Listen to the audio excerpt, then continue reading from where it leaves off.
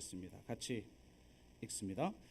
나는 이제 너희를 위하여 받는 괴로움을 기뻐하고 그리스도의 남은 고난을 그의 몸된 교회를 위하여 내 육체에 채우노라.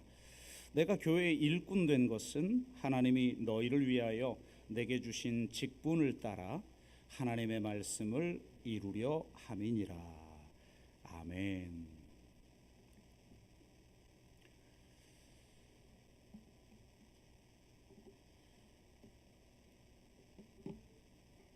네, 여러분은 행복을 원하십니까? 그리고 또 행복하십니까? 한번 옆 사람에게 한번 물어보실래요? 행복하십니까? 네. 네. 당신 때문에 행복해 뭐 이런 말을 들으셔야 되는데, 네. 너 때문에 못 살아 이러면 곤란하죠. 만약 행복하지 않다면 왜 행복하지 않을까요? 현대인들은 너도 나도 행복을 추구하는데요. 왜 이렇게 행복하지 않는 걸까요? 놀랍게도 심리학자들에 의하면 우리가 행복을 추구하고 있기 때문에 행복하지 않은 것이다 라고 말을 합니다. 이에 대한 처방으로 행복을 추구하기보다 의미를 추구하라고 말합니다. 기독교야말로 행복을 추구하는 종교가 아니라 의미를 추구하는 종교이기 때문에 너도 나도 행복을 추구하느라 행복하지 않은 이 세상에 새로운 답을 제시할 수 있을 것 같습니다. 오늘 본문을 통해서 이를 다시 한번 확인하는 시간이 되기를 바라고 음력 새해를 맞아 새롭게 마음을 다지는 시간이 되기를 바랍니다. 오늘은 통합 예배니까 강해 설교를 하지 않고 주제 설교를 하도록 하겠고, 설교라기보다는 좀 아이들도 있기 때문에 인생 특강이다라는 그런 생각으로 말씀을 전하도록 하겠습니다. 먼저 행복하게 대한 이야기를 해보도록 하겠습니다. 제가 탈성장 교회에서도 이 행복학이 무엇이고 또 행복학이 가지고 있는 문제점이 무엇인가 이런 얘기들을 좀 했는데요. 한번 PPT 보여주시겠습니까? 행복학에서 주장하는 가장 유명한 공식이죠. 긍정심리학의 창시자라고 하는 셀리그만이라고 하는 학자가 만든 행복 공식인데요. H는 그러니까 행복은 S 플러스 V 플러스 C이다라는 겁니다. S는 set, 그러니까 유전적으로 정해진 행복의 범위를 말하고, V는 이제 벌리티브라고 하는 건데 자신의 행복을 개발하려는 의도적이고 자발적인 활동이라고 하고요. C는 이제 circumstance라고 이제 행복에 영향을 끼치는 환경적 요소 이렇게 이야기를 하는데, 이 비율이 50대 40대 10이라는 거죠. 그래서 50과 10에 해당하는 것은 우리 의지로 할 수 없지만 이 V라고 하는 것은 우리 의지대로 할 수 있는 영역이니까 바로 이 의지적, 인지적, 감정적 요인에 해당하는 이 40%의 가능성에 집중해라. 이것이 바로 행복학에서 주장하는 바죠. 됐습니다. 그러니까 내가 바꿀 수 없는 것이 아니라 내가 바꿀 수 있는 것에 집중해라. 이것이 이제 행복 공식에서 가장 중요한 주장입니다. 그런데 이 공식에는 문제가 많다는 말씀을 좀 드렸죠. 제가 탈성장교회에서 말한 문제점 하나만 소개하면 이겁니다.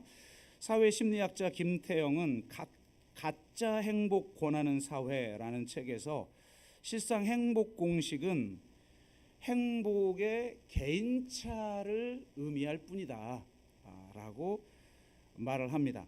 행복의 개인차에는 단지 10% 영향을 미칠지는 몰라도 진정한 행복의 차이라고 할 수 있는 행복의 집단 간 차이에는 커다란 영향을 끼친다. 그러니까 환경적 요소를 10% 놔뒀잖아요. 그리고 이제 유전적 요소, 행복에서 유전적 요소가 50%에 해당하는 겁니다. 자, 환경적 요소를 10%라고 이야기했는데 그거는 행복의 개인차라는 거예요. 무슨 말이냐면 이제 집단으로 얘기하자면 이제 북유럽의 사람들이 있겠죠. 그리고 미국이라는 나라의 사람들이 있겠죠. 어느 나라가 더 행복하죠? 어느 나라가 더 행복해요? 네? 압도적으로 북유럽이 행복합니다.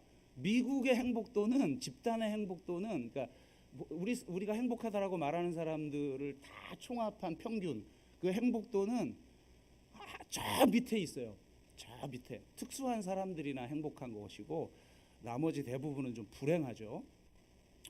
그러니까 이 집단 간 차이를 말하는 게 아니라는 거예요. 그러니까 요 북유럽 사람들끼리 비교했을 때 두 사람의 행복도 차이가 뭐가 나냐? 미국 사람들끼리 비교할 때 이 사람들 개인적으로 행복도가 어떤 요소 때문에 도대체 차이가 나냐라고 할 때 저 공식이 적용되는 것이지 왜 도대체 미국 사람들은 그리 안 행복하고 북유럽 사람들은 그렇게도 행복하냐라고 하는 이 집단 간 차이는 이 공식이 보여주질 못한다라는 거죠.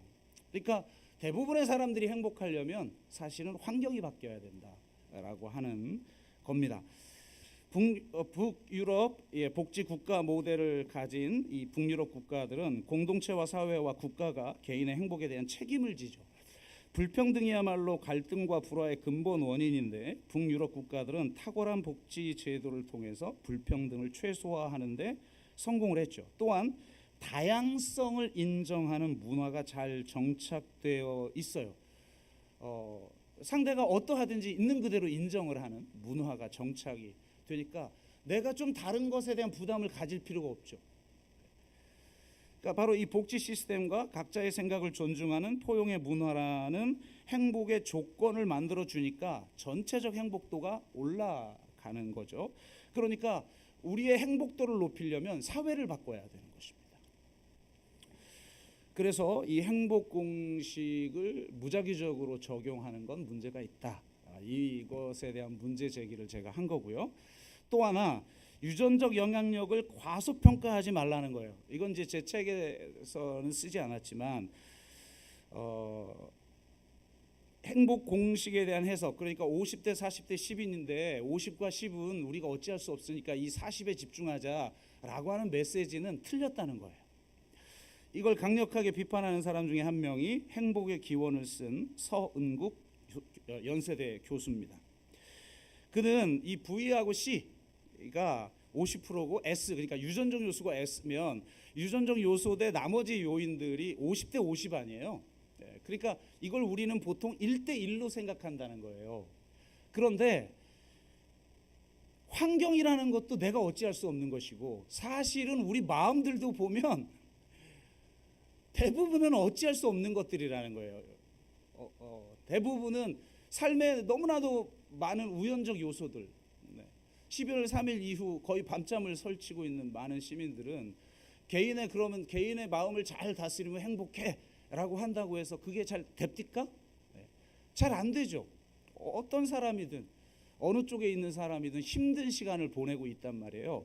그래서 빨리 어떤 결론이 나지 않으면 힘들죠. 그러니까 이 서은국 교수가 하는 말이 사실은 부위나 그러니까 의지적, 인지적, 감정적 요인이라고 하는 그것도 내 마음대로 되기가 쉽지 않고 대부분은 우연적 요소에 의한 것이고 환경적 요소도 우연적 요소니까 우연과 상관없이 내 안에 세트되어 있는 이 유전적 요소와 나머지 우연적 요소로 나눌 수 있다는 거예요. 그런데 유전적 요소는 그냥 하나의 원인이에요. 유전. 그런데 문제는 나머지 50%에 해당하는 이 우연적 요소라는 건 수십, 수백, 수천 가지의 요인들이 있다는 거죠. 그런데 이걸 어떻게 50%라고 해서 1대1이라고 할 수 있느냐. 유전적 요소는 1인데 여기는 뭐 최소 50, 그다음에 100, 그리고 1000. 그럼 1대 50 가장 최하로 나누어서 한번 생각해 봐요. 1대 50이라는 거예요. 그러면은 이건 무슨 말이에요?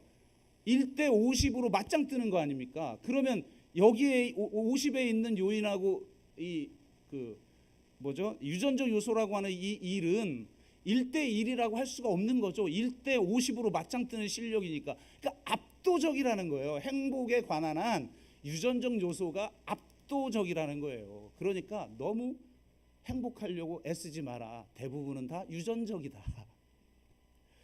그러면 잘 보세요. 이 사람이 이 책에서 행복의 두 가지, 행복한 사람들을 조사해 봤더니 두 가지 특징이 있다. 첫째, 행복한 사람들은 타인과 같이 보내는 사회적 시간이 절대적으로 많다. 둘째, 행복한 사람들은 자신의 자원을 사람과 관련된 것에 많이 쓴다 라는 거예요. 자, 그러면 핵심 포인트는 뭐예요? 사람에게 행복을 주는 가장 절대적 요인이 뭐라는 거예요? 사람이라는 거죠. 그러니까 사람 만나기 좋아하고 사람 때문에 행복한 유전적 요인을 가진 사람들이 있어요. 대표적으로 우리 요즘 MBTI가 핫하니까 E하고 I 중에 누구예요? 무조건 E죠. 그러니까 유전적으로 E를 타고난 사람은 행복도가 무조건 높아요. 유전적으로 I, 그러니까 내향형인 사람과 외향형인 사람이 있는데, 외향형인 사람은 압도적으로 무조건 어떤 것과 비교해도, 어떤 사람과 비교해도 행복도가 높아요. I인 사람은 자기가 아무리 노력해도 행복도가 낮아요. 그러니까 아이들이요, 너무 행복하려고 애쓰지 마요. 여러분 별로 안 행복하게 태어났어. 별로 행복감을 많이 느끼기 어렵도록 태어났어요. 그러니까 이런 유전적 성향이 압도적으로 행복도를 좌우하고, 가장 중요한 거는 사회, 좋은 사회인 거죠. 그러니까 북유럽처럼 그런 사회일 때 행복도가 높고, 미국 같은 경쟁 사회는 행복도가 저기 제3세계 정도로 낮은 그런 나라란 말이에요. 자, 그러니까 무슨 말이냐면 행복을 추구할수록 행복도가 낮아요. 행복하기 가장 발달한 나라가 미국인데, 선진국 중에 OECD 국가 중에 행복도가 가장 낮은 나라가 미국이란 말이죠. 왜 그럴까? 우리가 성경적으로 이야기를 해보면 인간은 행복하도록 창조된 존재가 아니에요. 행복은 우리가 추구해야 될 목표가 아니에요. 행복은 우리가 어떤 목표를 향해 나아가는 과정에서 최종적 결과들 중에 하나로 우리에게 주어지는 것 중에 하나인 거예요. 그런데 목적일 수 없는 것을 목적 삼아 다 행복해라, 너도 나도 너 행복해야 돼, 행복해. 우리 내가 행복해야 되는데 안 행복해요. 근데 누군가를 보면 행복해 보이거든. 특히 SNS를 보면 다 행복한 것만 올리잖아요. 우리 여기 예배 드려야 되는데 누군 집 놀러 갔어, 스위스에. 내가 왜 여기서 예배를 드리고 있지? 안 행복해요. 행복은 목적이 아니라 열매인데, 그걸 목적 삼는 사회, 그 행복을 위해서 서로 경쟁시키는 사회. 소수는 행복하죠, 성공한 소수는. 그런데 대부분은 행복하지가 않다. 그리고 우리의 유전자도 사실은 행복을 추구하도록 구조화되어 있지 않다.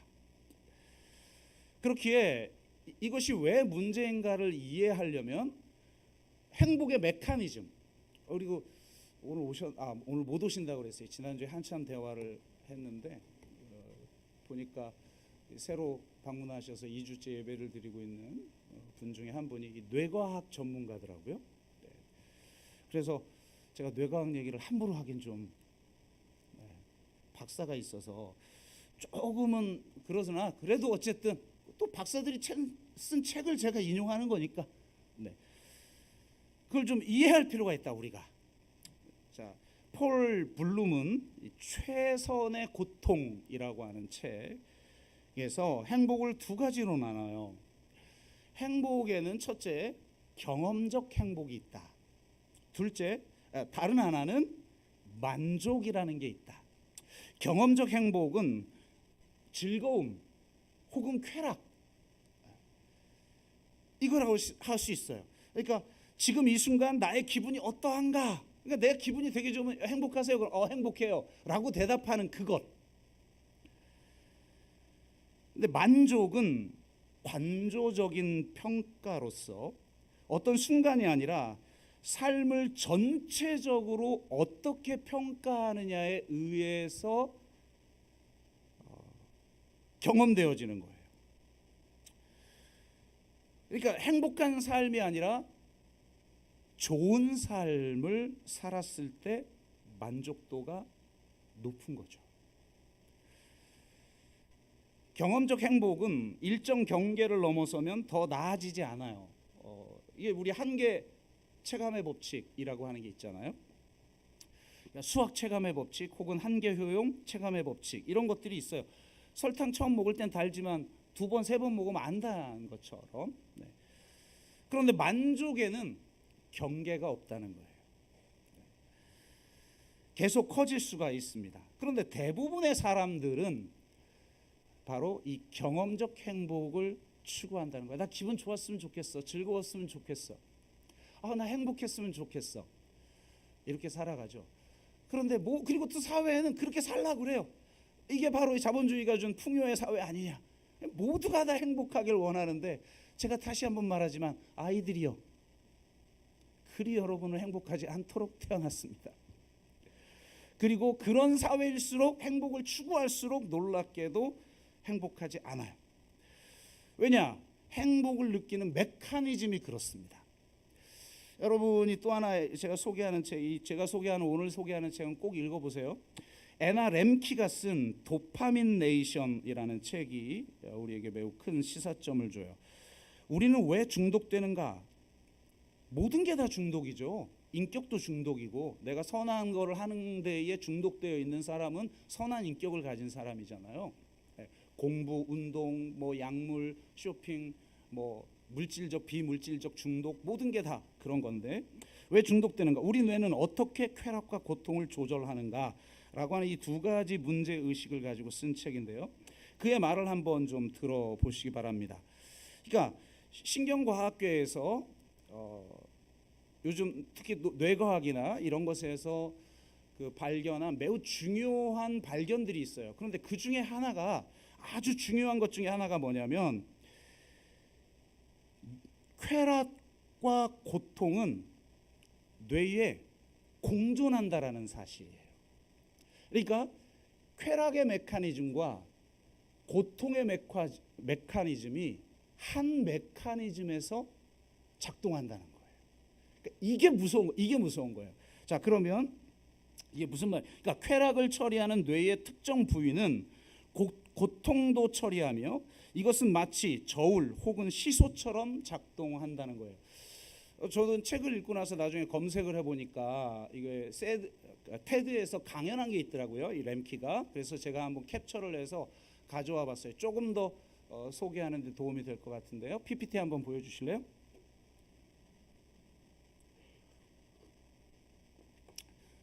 그 외국 강연이라 아무래도 이제 초콜릿 이건 책에는 한글로 돼 있어요. 초콜릿 그다음에 SNS 이런 다양한 것들이 있습니다.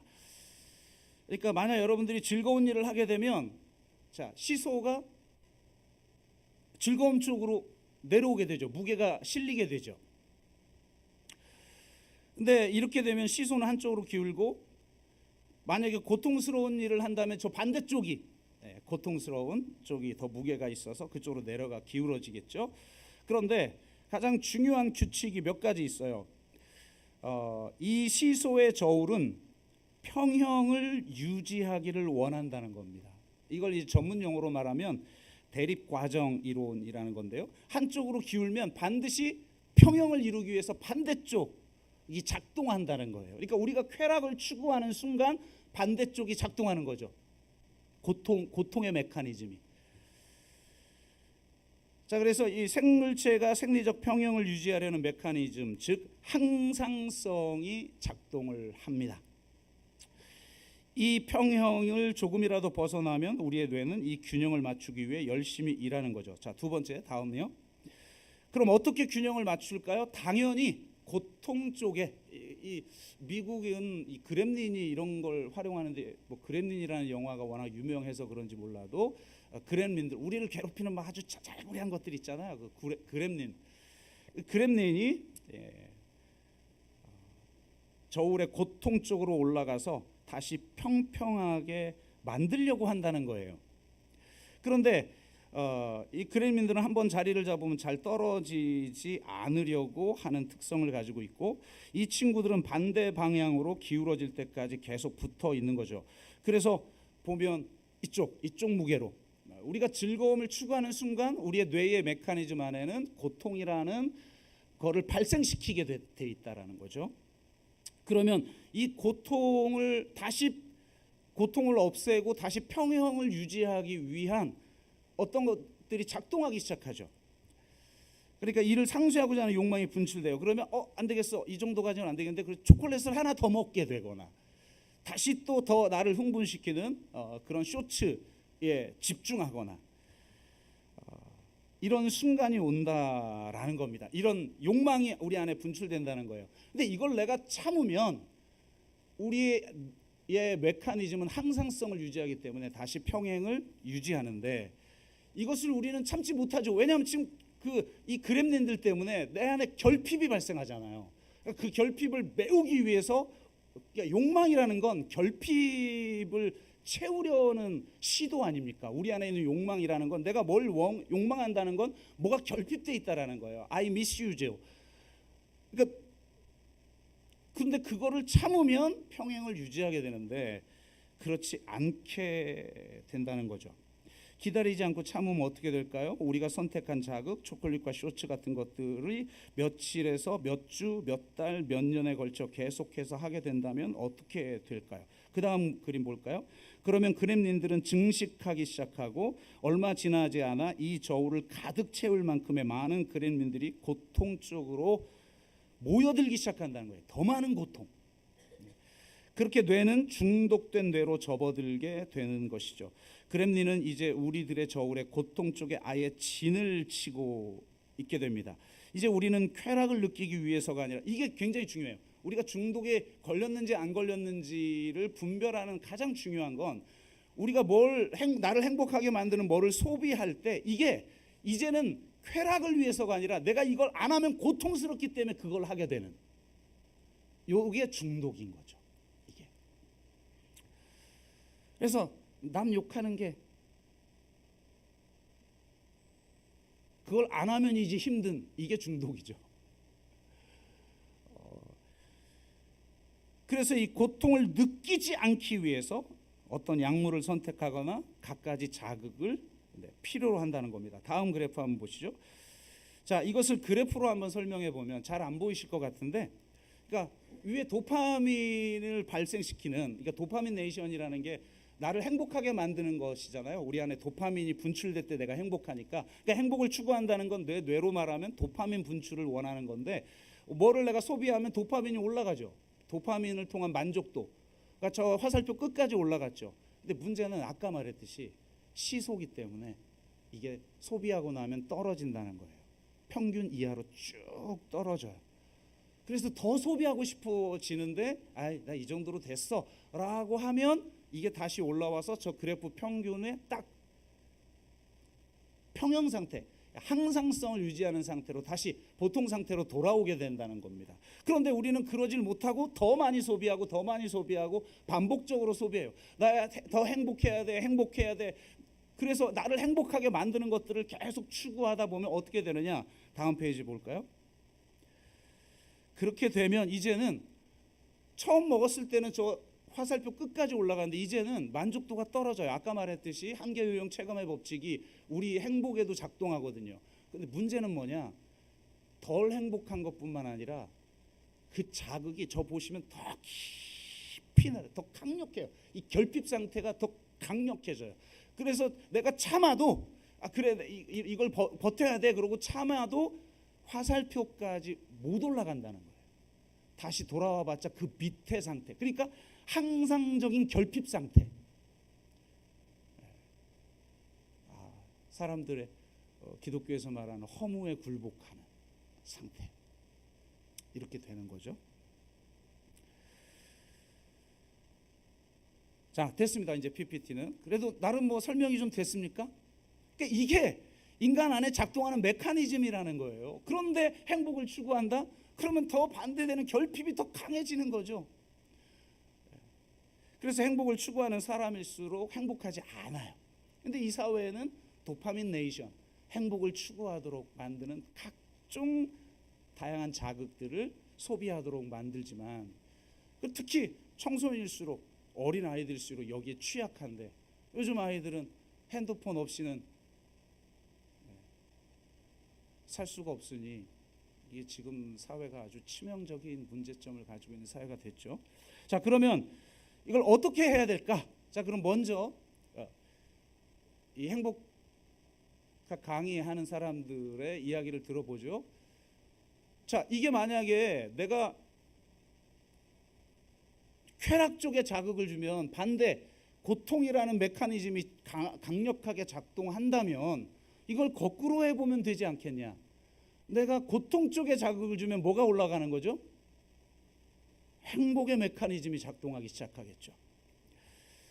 그래서 행복에 자극을 주지 말고 고통에 자극을 줘라. 고통에 자극을 주면 평형을 이루기 위해 행복이 따라온다. 다만 이 고통이 너무 크면 불행해지니까 감당할 만한 적당한 크기의 고통이어야 한다. 또 하나 건강한 고통이어야 하죠. 도덕적으로 문제가 되는 고통이나 자신의 자존감을 무너뜨리는 고통은 피해야 하는 것입니다. 그럼 예를 들면 대표적인 건강한 고통이 뭐예요? 운동이죠. 네. 운동할 때는 힘들어요. 저도 피곤한데 헬스장 내려가면 이게 너무 힘들어서 내가 저 힘든 걸 감당할 수 있을까? 그래서 오늘은 안 갈까? 이런 때가 있어요. 그런데 그래도 가야지. 아무리 못 가도 일주일에 2번은 가고 평균 4번은 가야지. 그냥 의지적으로 그렇게 가요. 근데 가서 빡세게 나를 괴롭히면 내 근육을, 그러니까 우리가 벌크업 한다는 건 뭐예요? 근육을 찢어지게 한다는 거 아니에요? 그리고 내가 쉴 때 이게 회복되면서 건강이 좋아지는 것 아닙니까? 그래서 또 달리기를 한다. 조금만 달려도 막 숨이 헉헉거리는데 그걸 버티는 고통.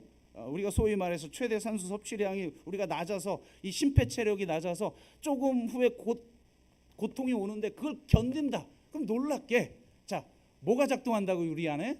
행복의 메커니즘이 작동을 해서 힘들어서 안 올라가려다가 가서 운동을 하고 오면 개운하잖아요. 그러니까 이런 식으로 하면 결국 뇌의 과소성 때문에 뇌가 아주 건강한 뇌로 바뀐다는 겁니다. 그러니까 심폐능력만, 운동을 하면 심폐능력만 바꾸는 게 아니에요. 심폐능력과 연결된 뇌의 가소성 때문에 새로운 시냅스, 그러니까 이 뇌의 연결들이 새롭게 형성되면서 우리가 행복을 잘 느낄 수 있는 뇌로 바뀐다는 거예요. 그러니까 여러분 편함을 추구하지 말고 건강한 고통, 적절한 고통을 추구하시면 좀 그래도 이전보다 행복해집니다. 할렐루야. 그러니까 집안에만 밖에 있지 마시고 핸드폰만 보지 마시고 컴퓨터만 하지 마시고 나와서 걸으시고 사람 만나서 대화하시고 그러라 이거죠. 근데 어쨌든 그런데 이것보다 더 중요한 본질적인 문제가 있어요. 그런 좋은 방법이 있다 할지라도 근본적인 삶의 방향성을 바꿔야 한다. 행복을 추구하는 삶에서 의미를 추구하는 삶으로. 앞서 소개한 폴 블룸이라는 사람은 인간의 욕구를 3가지로 구분해요. 하나는 쾌락적 욕구, 다른 하나는 도덕적 욕구. 그러니까 선, 공정, 정의를 추구하려는 욕구죠. 3번째 범주는 의미적 욕구예요. 즐거움이 아닌 만족은 도덕적 욕구와 의미적 욕구가 충돌될 때 이루어지는데요. 이 중에서도 이 3번째가 중요하다라고 그는 말합니다. 행복한 삶보다 의미 있는 삶이 만족을 충족시킨다라는 거예요. 의미 있는 삶을 위해 고난을 감수하는 삶을 살면 행복도가 올라갈 뿐만 아니라 무엇보다도 중요한 것은 삶의 보람과 만족도가 올라간다는 겁니다. 그가 최선의 고통을 쓴 이유도 이렇게 말하고 있어요. 서로 연관되는 3가지 생각을 나는 변호하고자 한다. 첫째, 특정한 유형의 선택적 고난은 기쁨의 근원이 될 수 있다. 둘째, 잘 살아낸 삶은 쾌락적 삶보다 더 많은 의미를 지닌다. 셋째, 고생과 난관을 거쳐야 하는 고난은 고귀한 목적을 이루는 한편 완전하고 충만한 삶을 사는데 필수적인 요소다. 그러니까 우리 삶의 최선의 고통을 추구해야 된다는 거예요. 그래야 온전하고 충만한 삶을 누리게 된다는 겁니다. 그러려면 우리는 의미 있는 삶을 추구하고 그 의미 있는 삶을 위한 최선의 고통을 추구해야 한다라는 거예요. 그럼 도대체 뭐가 의미 있는 삶이냐? 이것도 중요하겠죠? 이제 무엇이 의미 있는 삶인지에 대해서 여러분이 알려면 에밀리 에스파하니 스미스가 쓴 어떻게 나답게 살 것인가 라는 책을 한번 읽어보십시오. 그는 의미 있는, 당신은 어떤 삶에 대해서 의미 있다고 느낍니까? 라고 하는 수많은 사람들에게 질문을 던졌고 그의 답변을 취합하여서 공통점이 있다는 것을 발견하게 됩니다. 그래서 그는 이렇게 말해요. 응답자들은 자신의 삶을 의미 있게 만드는 것이 무엇인지 설명할 때 다른 사람들과의 긍정적인 소통과 유대를 말한다. 시간을 들일 가치가 있는 대상을 찾는 일에 대해서 말한다. 또한 자신과 세계를 이해하는 데 도움이 되는 내러티브를 만드는 일에 대해 말한다. 그리고 자아가 사라지는 신비로운 경험에 대해서 말한다 라는 거예요. 그래서 그는 이 책을 쓰면서 바로 이 네 가지, 마지막 PPT 한번 보여주실래요? 이 네 가지 순서로 책을 썼습니다. 첫째, 소속, 다른 사람들과의 소통과 유대. 둘째, 그러니까 우리는 무엇에 소속될 때 의미를 느낀다는 거예요. 둘째, 목적, 가치 있는 대상을 찾는 거죠. 세 번째, 스토리텔링, 삶의 질서를 부여하는 내러티브. 내 삶의 질서를 부여하는 건 이야기죠. 이야기. 내가 어떤 이야기 안에 들어가 있는가, 그게 내 삶에 이 질서가 없는 사람은 막 사는 거예요. 잘 살지 못하고. 지난주에 말했듯이. 마지막, 초월, 자아를 상실하는 신비한 경험을 한 사람들, 그런 사람들이 내 삶의 의미를 느끼더라는 거죠. 자, 됐습니다. 자, 그래서 바로 이 네 가지를 추구하는 의미 있는 삶을 여러분이 살아야 온전하고 충만하고 보람 있는 만족도 높은 삶을 살게 된다는 겁니다. 자, 이제 여기까지 인생 특강 마치고 이제 말씀으로 들어가 봅시다.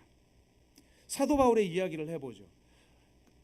이 행복하기나 혹은 의미 있는 삶을 추구하라고 주장하는 사람들의 글을 읽어보면 이 네 가지 중에 가장 중요한 걸 뭐라고 이야기하냐면 의미 있는 목적. 아까 그 두 번째 거 있죠. 목적. 이게 가장 중요하고 본질적인 것이다. 그리고 이 목적이라는 건 뭐예요? 이 세상과 타인에게 기여하는 삶인 거죠. 그러니까 내 삶이 누군가에게 의미 있게 다가오고 그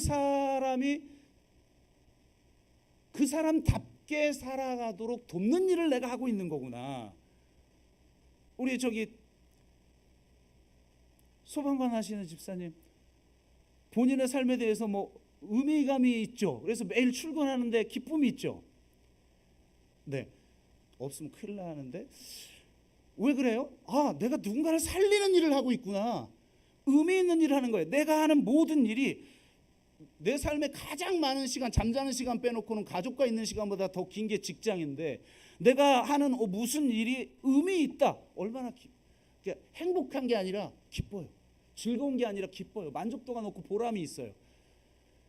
그러니까 이거고 나머지는 부차적인 것이다라고 말을 해요. 그런데 우리 기독교는 저 네 가지 중에 가장 중요하고 본질적인 게 초월이다 라고 말을 합니다.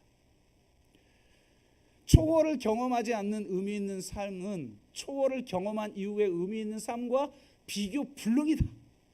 자, 바울과 이야기를 해봅시다. 아까 순서가 보십시오. 소속, 목적, 스토리텔링, 초월인데 사도 바울은 이게 순서가 거꾸로예요. 가장 중요한 건 초월이에요. 그는 다메섹 도상에서 부활한 주님을 만납니다. 하나님을 만나야 참된 나를 발견하고 뿐만 아니라 새로운 삶의 의미가 발생해요. 그러니까 예수 그리스도, 오늘 우리가 함께 찬양했던 것처럼 내 안에 그 그리스도, 그 가장 귀해서, 예수 그리스도를 아는 지식이 가장 귀해서 그 나머지 모든 것은 배설물처럼 여겨지도록 만드는 초월의 경험, 하나님을 만나는 경험. 여러분, 하나님을 만나셨습니까? 인격적으로 내가 강력하게 만나지 못했어도 내가 하나님이 믿어진다라는 것, 여러분 이것도 기적인 줄로 믿습니다. 그 하나님 때문에 내가 진짜 누구인지를 알고 내가 무엇을 위해서 이 땅에 왔는지를 깨닫게 되는 거죠. 그래서 바로 그 사도 바울은 초월을 경험합니다. 근데 놀라운 건 초월을 경험하고 나면 삶의 이야기가 바뀝니다. 제가 내치 때 그런 간증을 하잖아요. 저 우리 집안 그냥 빚쟁이들한테 그냥 다 그냥, 심지어는 집안에 있는 세탁기, 냉장고 이것도 다 길거리에 내 던져버렸는데 일주일 지나니까 그것도 다 누가 훔쳐가 버리더라고요. 우리 가족들 2남 3녀 자녀들 다 뿔뿔이 흩어져서 각자 생존 살아남아야 하고 그 힘든 시간들을 살고 삶의 의미가 없어서 막 죽으려고 하고 자살하려고 하고, 너무나도 내 삶은 너무 비극적이다. 그런데 내가 예수 그리스도를 딱 만나고 나니까요, 내 삶의 스토리가 바뀌어. 여러분, 구원은 뭐냐면 내 스토리가 바뀌는 거예요. 삶의 이야기가 바뀌어. 이야기가 내 고통이라는 게 그리스도를 만나기 위해서 필요했던 것이었구나로 내가 바뀌어요. 하나님은 이 고통마저도 허비하지 않으시는구나. 그러면서 예수 그리스도 때문에 내 삶의 과거에 대한 해석이 바뀌고 내 미래의 삶이 바뀌어요.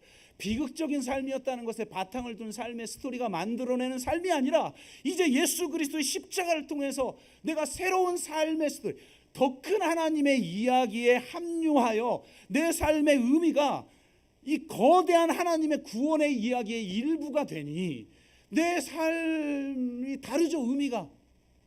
사도 바울은 그동안 유대교적인 삶의 이야기를 가지고 있었어요. 그런데 이 이야기에 지금 그리스도인들이 주장하는 게 맞지 않아. 그래서 그리스도인들을 핍박하다가 부활한 주님을 만나고 나서 예수가 십자가에 달려 저주 가운데 죽었으니 악인이고 우리가 의인이다라고 생각했고 우리가 하나님의 백성이다라고 생각했는데 그 부활한 주님을 만나고 났으니 부활이라는 건 뭐라고 그랬어요? 의인의 부활. 유대인들은 의인의 부활을 믿었단 말이에요. 그러면 그가 의롭다는 것이고 그 의로운 자를 핍박하고 죽였고 그 믿는 자들을 핍박한 내가 악인이었구나를 깨달은 거죠. 그러면서 완전히 십자가를 통해서 삶의 스토리가 바뀌어버려요. 스토리텔링이 바뀌는 거예요. 여러분의 스토리텔링이 바뀌시기를 주의 이름으로 축복합니다. 지금 이 세상에는 서사의 죽음에 빠져 있어요. 잡다한 스토리들의 범람. 맨 스토리들 아니에요. 우리 그냥 OTL 들어가기만 하면 지금 막 지옥 그냥 요즘 뭐가 핫하지? 오징어 게임 시즌 2. 온갖 스토리들이 범람하는데 그 모든 스토리들을 통합할 메타 내러티브가 없잖아요. 그러니까 나에게 삶의 의미를 부여하는 스토리, 내가 소비하는 스토리들, 자잘구레한 스토리들은 많은데 나에게 의미를 부여하는 스토리들. 그러니까 다들 안 행복한 거죠. 의미 없는 삶을 살아가는데요. 그냥 자잘구레한 행복들을 추구하다가 도리어 더 큰 결핍을 경험하는 삶을 살아가는데요. 그러니까 현대 사회의 가장 큰 문제점은 뭐냐? 서사의 죽음이에요. 포스트 모던의 가장 큰 문제는 인간에게 허물을 남긴다는 거예요. 인간을 획일적으로 만드는 근대의 내러티브, 그러니까 거대 서사를 해체시켜버린 것까지는 좋은데 새로운 서사가 없는 거죠. 우리에게 삶의 의미를 부여하는. 자꾸 애드립이 들어가니까 어려워져. 첫째, 초월을 경험하라.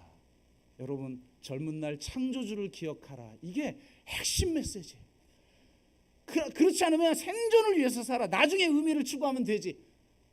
됩니까? 이미 내가 비의미를 추구하는 삶이 내 중독적 삶이 되버, 내 삶의 인격이 돼버렸는데, 그러니까 저는 이게 참 어려운 것 같아요. 요즘 극과 극으로 가. 옛날에는 자녀들 막 끌고 그냥 교회 끌고 왔어요. 때려서, 어쩔 땐 때려서라도. 옛날 부모들은 참 막가파야. 지금은 정반대로 나가. 냅둬요. 애들대로 하게. 그게 무슨 자유야? 그게 무슨 교육이에요? 진짜. 그러니까 이거 극과 극으로 가. 이제 통합될 때가 됐겠죠. 애들이 부모보다 더 큰 권세와 권리를 가지고 있어. 이 무슨 놈의 사회가 이런 사회가 돼버린 거예요.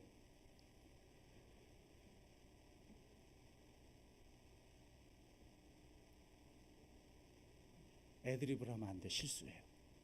자, 어쨌든 뭔 얘기를 하려다 여기까지 왔는지 모르겠으나, 그러니까 이미 인격화돼 버린단 말이에요. 중독이라는 거, 중독의 시스템이 작동을 해서 하나님 없이도 괜찮은 삶에 중독되는데 그거 어떻게 바꿀 거예요 나중에? 그러니까 우리가 잘 살아야 되고 우리에게 지혜가 있어야 되는 거예요. 안 그러면 다음 세대는 이제 끝이에요. 자, 그에게 삶의 의미를 부여하는 내러티브가 있어야 돼요. 그래서 여러분이 살림살이를 하고 직장에 나가고 혹은 일터에 나가고 사업체를 꾸리고 하는 그 삶의 의미가 있습니까? 그게 여러분의 그 내러티브 안에 들어오는 의미 있는 삶의 일부예요? 그렇지 않으면 안 행복한 거예요. 만족스럽지도 않은 거예요. 내가 왜 오늘 또 출근해야 되지? 에휴, 생존을 위해서. 그래도 내가 돈 벌으니까, 이렇게라도 돈 버니까 애들이 그래도 이렇게 교육도 받고 살고 있지. 내가 참아야. 왜 그렇게 살아요? 세 번째, 새로운 목적이 생겨요. 내 삶의 스토리가 바뀌니까 또 사명이 바뀌어요. 새로운 비전이 생기죠. 제가 저번에 뭐라고 그랬냐면, 비전이란 다른 세계로부터 낡은 세계로 날아온 다른 세계가 가능하다는 전언이다. 저 로마 대제국에서도 변방, 그 변방 중에서도 변방인 저 갈릴리에서 시작된 작은 운동이 로마를 바꿔버리잖아요. 다른 세계가 가능하다는 거잖아요. 너희들이 사는 세상이 대안이 아니야. 새로운 대안, 예수 그리스도로 말미암는 새로운 대안, 그거를 세상에 선포한 사람들이 초기 교회 아니에요.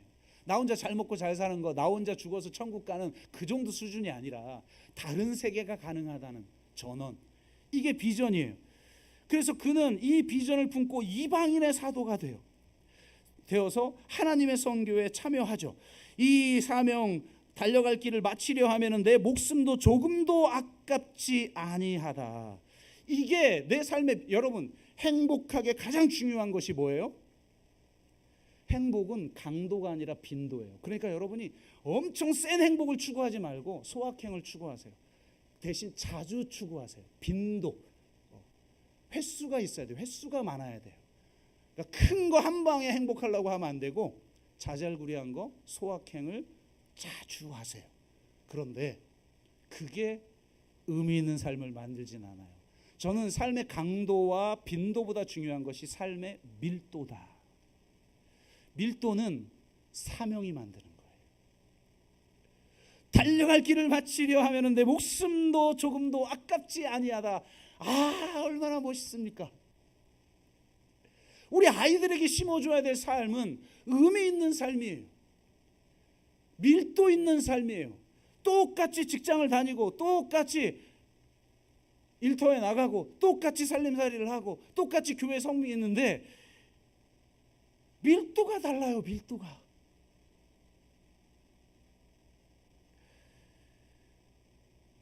그리고 중요한 것이 그에게 새로운 소속이 생겼다는 겁니다. 이 세상 나라에서 하나님 나라로 월경하여 새로운 소속을 갖게 되는 것, 그게 구원이죠. 구원은 공동체와 떠날 수 없어요. 지금 가장 위험한 현상은 가나안 교인이 늘고 있다는 거예요. 그건 한국 교회의 책임이죠. 얼마나 싫으면 가나안 교인이 됐겠어요. 기성 교회가 맨날 싸우고 이 시국에도 내란을 옹호하고 수준이 7, 80년대에 머물러 있는데 그걸 주장하는 담론도 음모론이고 수준이 건강한 보수의 주장이 있을 수 있잖아요. 보수와 진보의 가치는 다 성경적 가치인데 건강한 보수적 가치를 주장했다면 존경하겠죠. 그리고 그 가치를 넘어서는 수준의 가치를 제공하면 되는데 이거는 저기 7, 80년대 수준의 가치를 지금 주장하고 있으니 젊은이들이 가만히 있습니까? 다 떠나지? 근데 문제는 가나안 교인들이 그럼 떠난 사람들끼리 새로운 공동체를 세워서 다른 세상이 가능하다라고 하는 새로운 대안을 위해 자신의 삶을 헌신하는 게 아니라 그냥 혼자 재밌게 살아요.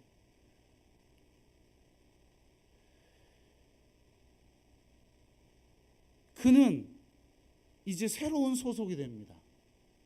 손으로 짓지 아니한 새로운 성전, 즉 인간 성전의 일원이 돼요.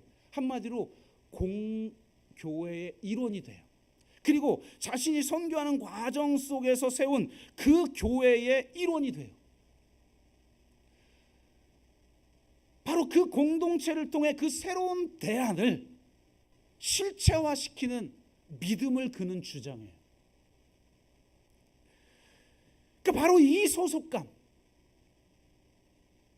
소속감이 인간에게 의미를 제공해요. 지금 정치적 부족주의로 완전히 갈라져가지고 서로 죽고 죽이고 막 혐오하는 것이지만 이들 나름대로는 지금 의미를 느끼는 거예요. 나 혼자가 아니었구나. 나 혼자 지금 서부 지역 쳐들어간 게 아니라 이렇게 많아? 소속감을 느끼는 거죠. 또 그 반대, 나만 응원봉을 들고 나온 게 아니네. 소속감을 느끼는 거죠. 그런데 진정한 소속감은 이런 세상에서 서로 분열돼서 서로 적과 적이 되어 분열하는 그 공동체가 아니라 그것을 넘어서서 둘을 하나 되게 하는 데서 오는 진짜 공동체. 그 진짜 공동체에 그는 일원이 된 거예요. 이 소속감이 그에게 삶의 의미를 만들어 준다라는 거죠. 여러분은 우리 교회에 대한 소속감을 어느 정도 가지고 있습니까? 또 셀에 대한 소속감을 어느 정도 가지고 있습니까? 서로 진정한 친밀한 유대를 느끼고 계십니까? 그것이 없이는 진정한 의미의 삶을 살아갈 수가 없어요. 자, 이것을 행복 메커니즘 설명하면서 말한 것처럼 그럼 이 의미 있는 삶 속에서 진정으로 충만하고 온전한 삶, 만족스러운 삶을 살려면 어떻게 해야 될까? 행복을 추구하는 게 아니에요. 제가 다시 말하지만 그 시소가 반대편께 다시 작동해요. 진짜 우리를 만족스럽게 만드는 건 바로 의미 있는 건강한 고통이에요. 바로 이 네 가지 의미와 연결된 고통. 그래서 오늘 본문에 뭐라고 말하냐면 나는 이제 너희를 위하여 받는 기쁨을 기뻐한다. 괴로움을 뭐 이게 지금 무슨 세디스트예요? 막 나를 고통스럽게 하면 하하 행복해 막. 그 말을 말하는 게 아니잖아요. 고통이에요. 분명히 내가 운동해서 힘들 때 그게 막 좋아져서 운동하는 게 아니라 고통을 내가 견디는 거예요. 그런데 그것으로 인한 진정한 기쁨이 나의 열매로 맺어지게 된다는 거예요. 그래서 내가 감옥에 있어도 기뻐할 수 있다는 거예요. 내가 받는 이 고난이 소속, 목적, 스토리텔링, 초월과 맞닿아 있는 고통이기 때문에 기쁘다 이거예요. 예수 안에 있으니 기쁘다. 아멘. 이건 쾌락 추구가 아니에요. 즐거움이 아니에요. 기쁨이에요. 내가 진정한 의미 있는 삶을 추구하는 힘써 추구함으로 나에게 그게 고통스럽다 할지라도 의미 있는 고난을 통해 나의 진정한 기쁨이 충만해지게 된다는 거예요. 그래서 그 괴로움을 나는 기뻐한다. 그리스도의 남은 고난을 그 몸된 교회를 위하여 내 육체에 채우노라. 그래서 이제 아예 내가 그리스도의 남은 고난을 자처한다. 내가 살다 보니까 고난도 오면 내가 고난도 당해야지가 아니라 아예 그리스도의 남은 고난을 내 육체에 채워버리려고 한다. 왜? 이것이 세상이 알지 못하는 기쁨을 우리 가운데 충만케 하는 것이니까요. 놀라운 건 아까 말했듯이 한 쌍의 메커니즘이라는 거예요. 내가 의미 있는 고난을 추구할 때 의미 있는 만족, 온전하고 충만한 삶의 열매가 우리 가운데 오는 거죠. 영적 대립과정 이론인 거예요. 영적 항상성이 작동하기 시작하는 거예요. 그래서 내가 십자가를 짊어지는 삶을 살 때 부활의 권능과 부활의 영광이 우리 가운데 충만하게 되는 거예요. 아멘. 이건 함께 와요. 한 쌍이에요. 빌립보서 3장 10절에서 11절 이렇게 내가 그리스도와 그 부활의 권능과 그 고난에 참여함을, 우리는 부활에만 참여하려고 하죠. 기쁨만 참여하려고 하죠. 하나님이 주시는 복만 얻으려고 하죠. 그런데 놀랍게 그리스도와 그 부활의 권능과 그 고난에 참여하는 거예요. 한 쌍으로 와요.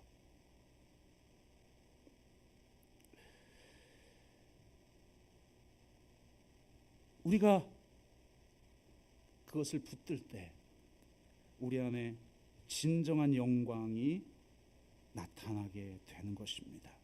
로마서 8장 17절 18절 자녀이면 또한 상속자 곧 하나님의 상속자요 그리스도와 함께한 상속자니 우리가 그와 함께 영광을 받기 위하여 고난도 함께 참여해야 할 것이니라.